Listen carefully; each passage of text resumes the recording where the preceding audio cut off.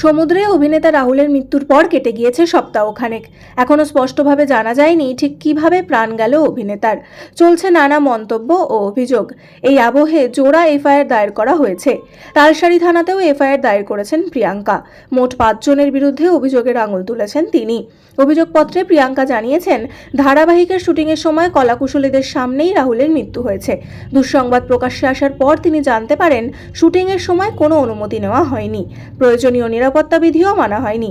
যে জায়গাটিতে শুটিং চলছিল সেখানে চোরাবালি এবং জোয়ারের ফলে বিপদের আশঙ্কা ছিল। তা প্রোডাকশন হাউসের সঙ্গে যুক্ত সকলের জানা সত্ত্বেও কোনো ব্যবস্থা নেওয়া হয়নি বলেই অভিযোগ প্রিয়াঙ্কার। কিন্তু অভিযোগ দায়ের করার ক্ষেত্রে এত দেরি হলো কেন, এই প্রশ্ন উঠে আসছিল।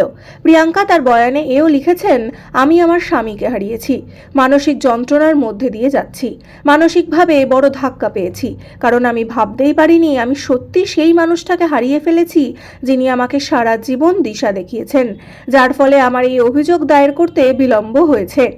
এদিকে রাহুলের মৃত্যুতে নড়ে চড়ে বসেছে আর্টিস্ট ফোরাম। শুটিংয়ে যথাযথ নিরাপত্তার দাবিতে সরব সদস্যরা। সোমবার থেকে অনির্দিষ্টকালের জন্য কর্মবিরতির ডাক দিয়েছে আর্টিস্ট ফোরাম। তো বন্ধুরা, এই বিষয়ে তোমাদের কি মতামত জানাতে পারো কমেন্টে।